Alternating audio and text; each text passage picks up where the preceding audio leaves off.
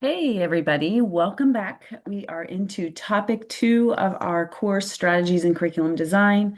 And our focus for today's module is strategies for teaching ESL or EFL. So, jumping right into the content, we have two focus questions that I'd like you to think about and answer before you continue. And the first one is just thinking about a lesson that helped you learn something new, maybe language, maybe something else. What teaching strategies did the teacher use to make that lesson engaging or easy to understand?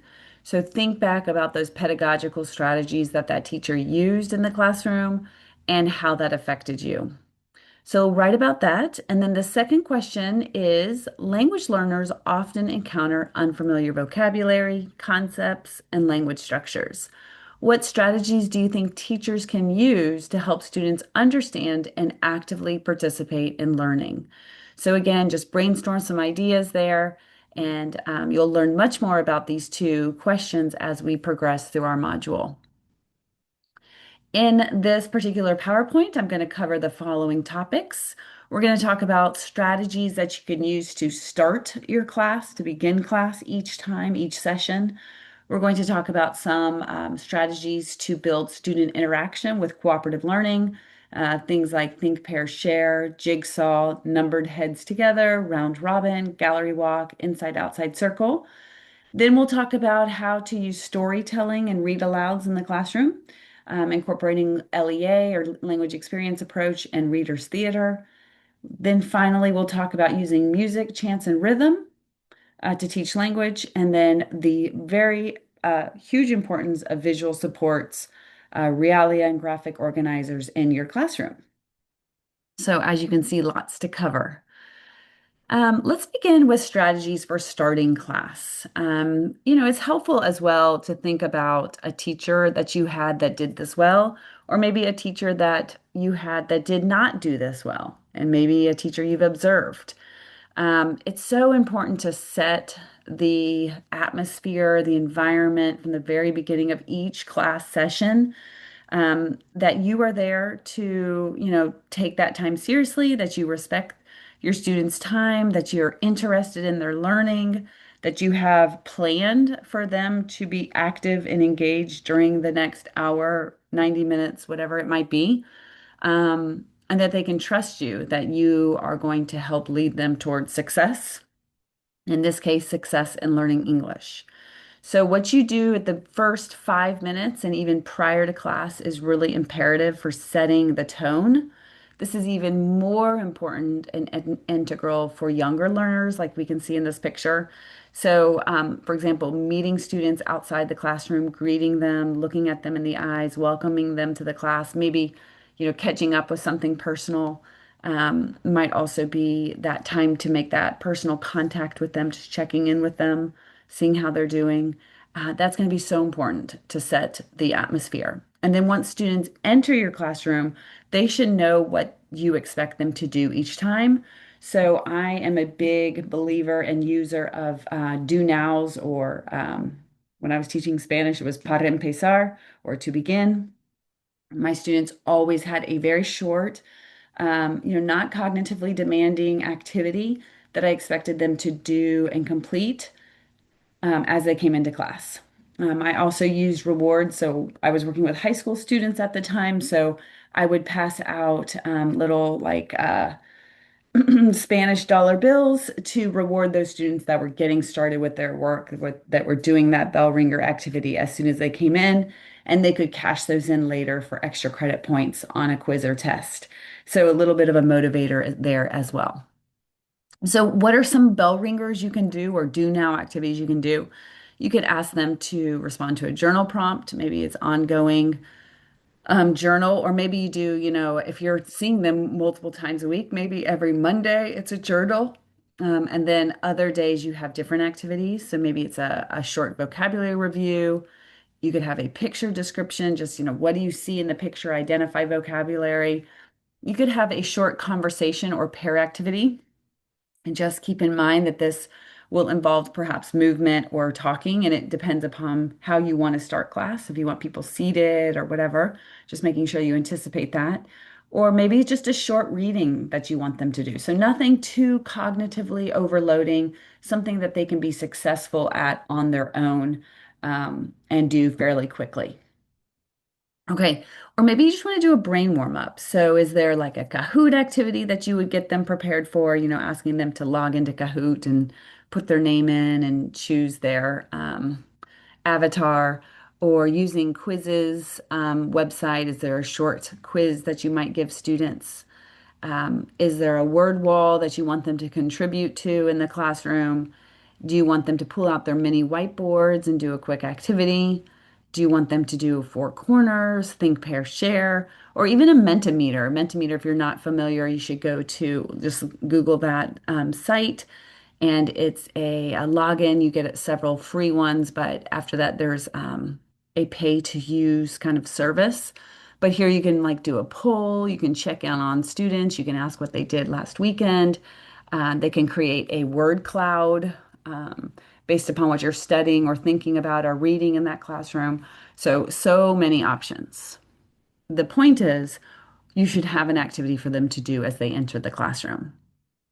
Okay, some other strategies for starting class, you could give them a visual prompt. This is one that was created actually by a student. It's called Social Media Never Stops. Maybe you could ask them, project this in some way and ask students, what do you notice? What do you wonder? What questions do you have? It could be a photo, it could be a meme, it could be an infographic, a cartoon, it could be an object, anything that kind of stimulates their thinking. This is an image that I might use with my pre-service teachers, not necessarily with my English language learners, but just thinking about what's the message here, what's going on, who's on the outside, who's on the inside, right? And what's the message, what's going on there in the community and society. You might also just do a community check-in. You might have a number line written across like your whiteboard or chalkboard, and ask students if they come in, perhaps you're playing music, to mark where they are on that number line based upon how stressed or not stressed out they're feeling. You could ask them to do a rosebud thorn. So rose is something that they've been successful at. Bud is something new they're working on, and thorn is a challenge or a problem that they've encountered. Or high low, what's something really good that's happened to you in the past day or so, or what's something negative that has happened to you in the past day or so, depending upon when you last saw your students. So, some great ideas for connecting, for refreshing, for also helping them anticipate what the topic is of the next class. Now, the next section of strategies talks about building student interaction. We know that student interaction should be an integral part of every one of your classes. Remember that students learn more from one another than they will from you, and it's in the conversations that they have with their peers that they can test out language, they can seek clarification, they can ask questions without feeling embarrassed or, you know, uh, feeling vulnerable in the classroom. So, what are some ways to incorporate cooperative learning? Well, big time favorite of mine is Think, Pair, Share. There's a graphic organizer link for you here in the PowerPoint, and this is what it looks like. You can have your students write down their ideas in the thinking and the writing and the pairing and the sharing. Or as they get more familiar with this structure, you could have them do it on their own sheet of paper or maybe even in their head. But this is just such a great strategy for them to have time for think time and then time to check in with a partner, test out ideas before they share with the class. Another great example is jigsaw. It is a strategy in which you take a reading and you break it up into chunks, passing out those chunks to different groups. So they only get their chunk, they don't get the entire reading. And they have to read that chunk of text, become an expert on that chunk of text. And then once you are ready for them to move into other groups, they go and teach their chunk of text to a new group. And then from there, the way Jigsaw usually ends is by using an application in that new group.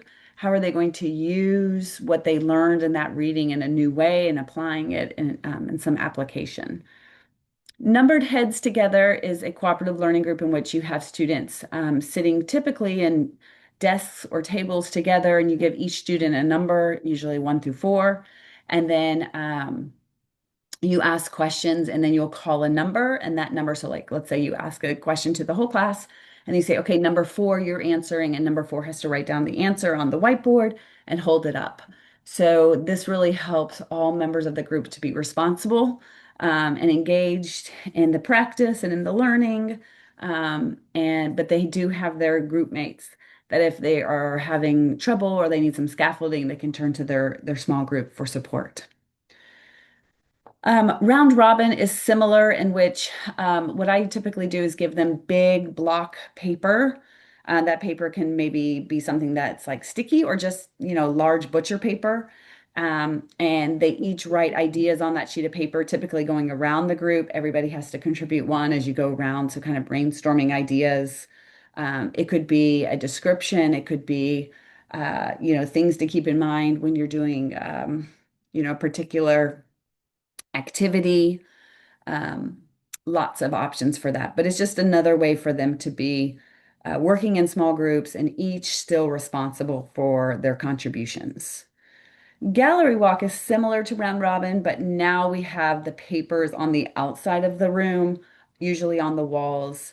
And I ask students to walk around from paper to paper, contributing ideas. They can do this in small groups or with a partner, or they can go alone, adding their ideas to particular questions or prompts that they might have on those sheets. Inside outside circles are a lot of fun. That's where you take your students and you have one group of students is in the center, and then you have another group of students outside of them, and then they turn and face each other. So partner A and B are talking with one another, and then you ask them to move. So you might say, okay, outside circle, take one step to the right. And they move to the right, and then they have a new partner, and they continue to talk. This is really nice because it requires that students talk to different people in the class, that they can't always just choose the same partner, giving them access and practice with people that they might not always get to work with. And it includes movement. They're standing up, they're out of their desks, they're face to face. So it's really modeling good conversation, good communication, and listening. Now, you can get really complicated with cooperative learning. You can give your students official titles or roles, like facilitator, recorder, timekeeper, reporter. And depending upon the age of your learners, you might need to be very explicit about the role of each person in the groups. I would just encourage you to keep the groups really small.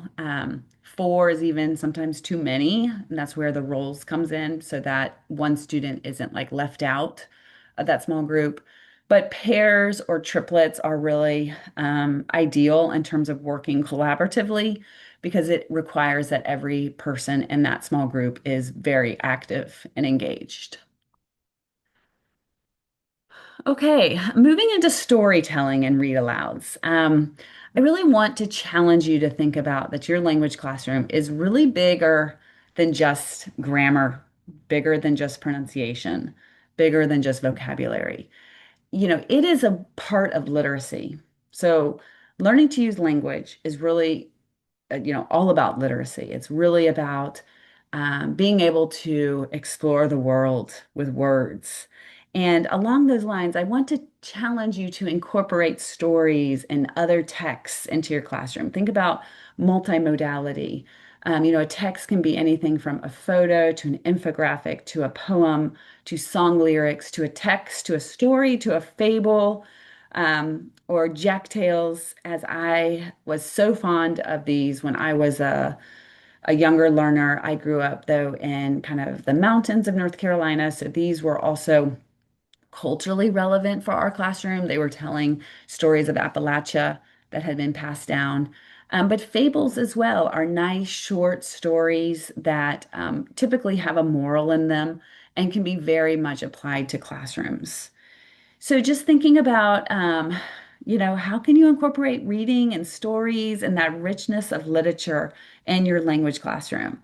Do not hesitate just because your students are still learning language. We're all still learning language, to really incorporate reading and writing and, even at an imperfect level for them to share their own creations with other people. So some things that I've had students do is read children's books. Um, I've had students rather write children's books and then read them aloud to each other, and then also have like book buddies where they would read them to younger learners. They loved that. That was a really rich experience for them.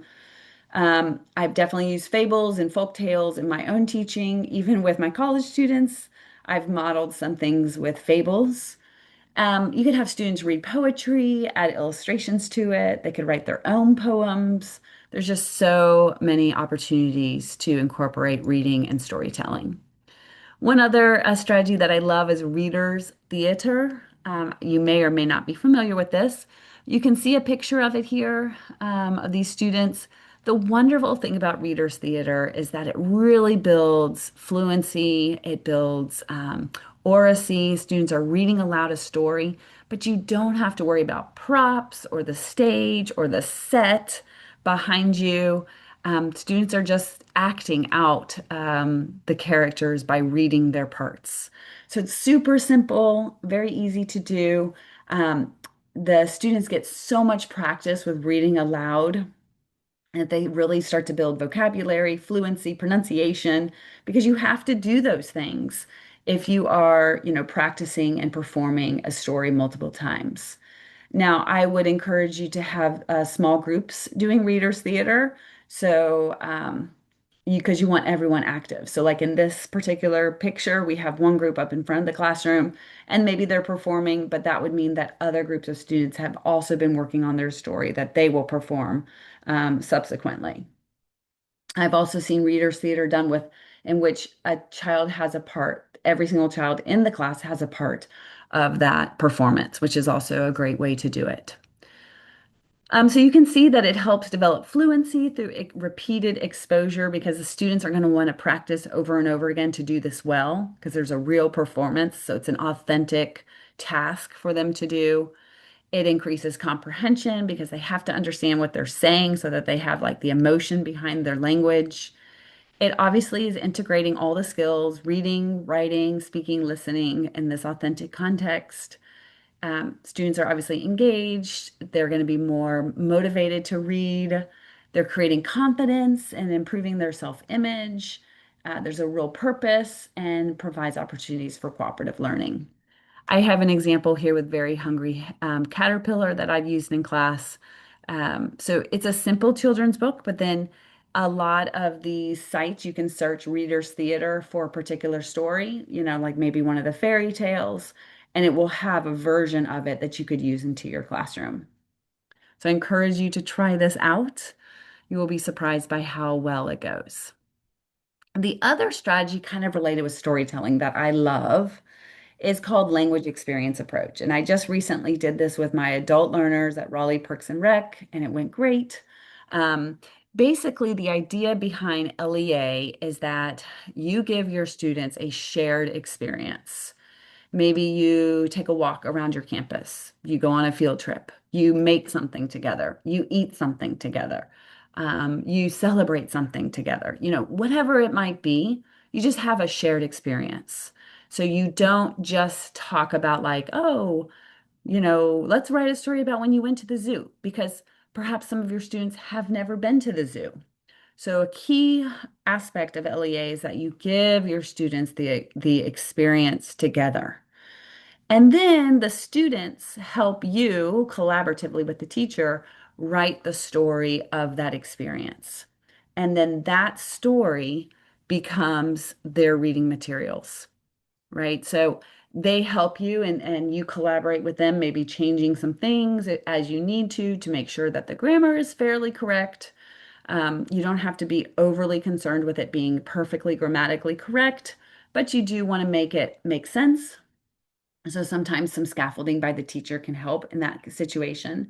Um, and then, the learners come up with a story. Here's some examples of this. I like this one, Fall Walk.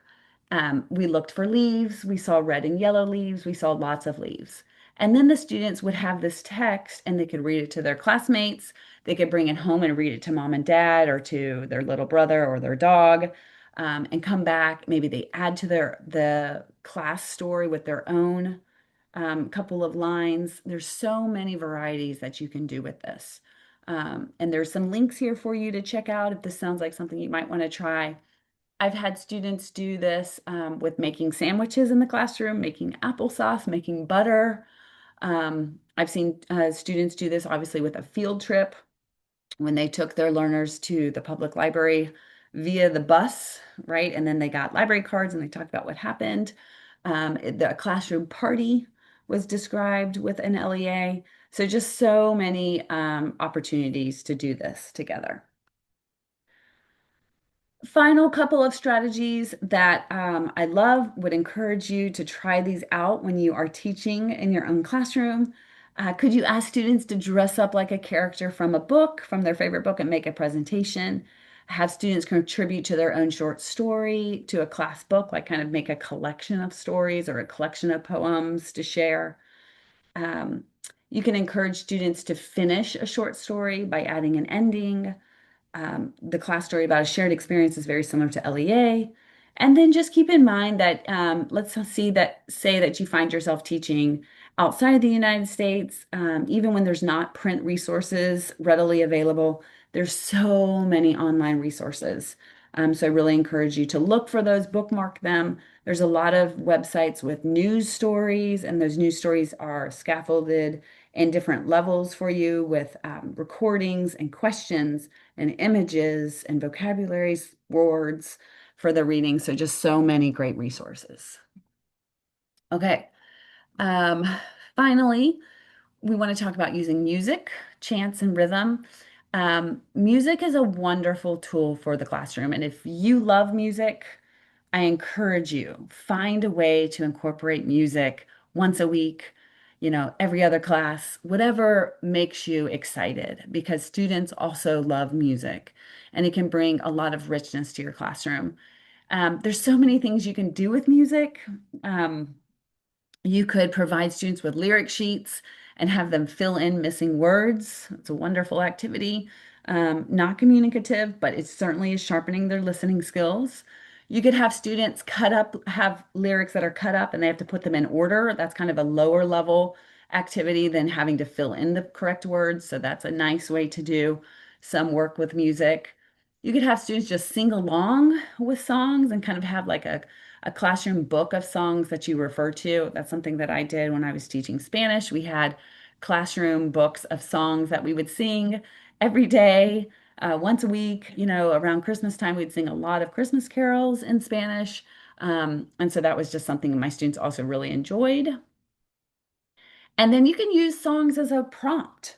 You can ask students to add a new verse. You can ask students to summarize the meaning of the story. They could write a review of a song, whether they like it or not and why. There's just so many ideas. And this article from Edutopia also shares additional ideas. One of my favorite examples I've seen with a song was actually part of the TESOL certificate in micro teaching. A student used the song "This Land Is Your Land" and used it to teach vocabulary. So that was really cool. It's culturally relevant as well to the United States. It introduces, geography of the United States, the maps, some different landforms in the United States. So that was a great example. Some other examples I've seen is using the song from the Beatles, The Yellow Submarine, and Friday, I'm in Love. This was using the days of the week, which was nice. Also, kid songs are a great resource. So, things like Old MacDonald, Bingo, Itsy Bitsy Spider, the ABCs. There's a new band by Lori Berkner. If you have children, you'll be familiar with her, but if you don't, she has a lot of fun songs that incorporate movement. You can check that out as well.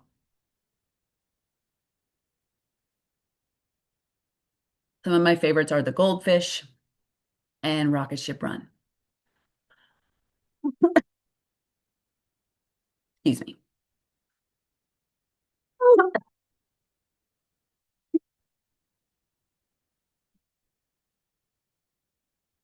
Okay, moving forward. The last strategy I want to talk about is really emphasizing the importance of visual supports. I know this has been mentioned, but I just can't overemphasize the need to use visuals when you're teaching, especially new concepts, ideas, vocabulary. So just kind of looking through these lists, what are some of the visuals I could incorporate and having a richness of your visuals, not just always using clip art, for example. Use a variety of things, have photographs and illustrations and maps and diagrams. You can see all these options.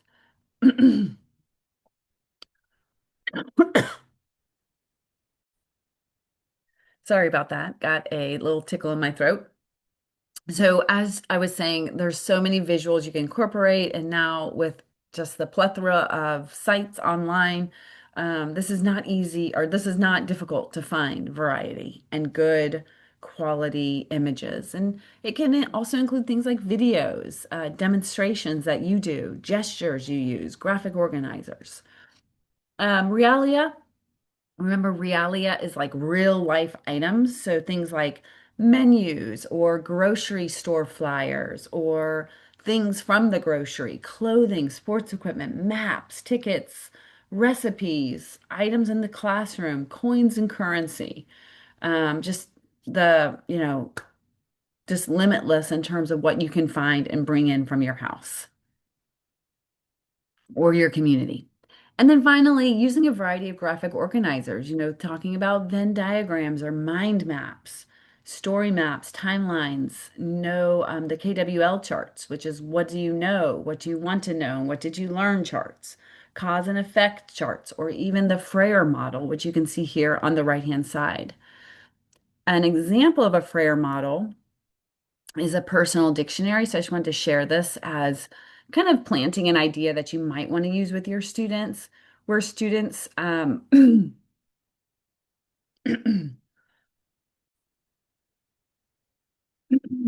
so students record new ideas, they share a a dictionary definition rather, where they heard the word.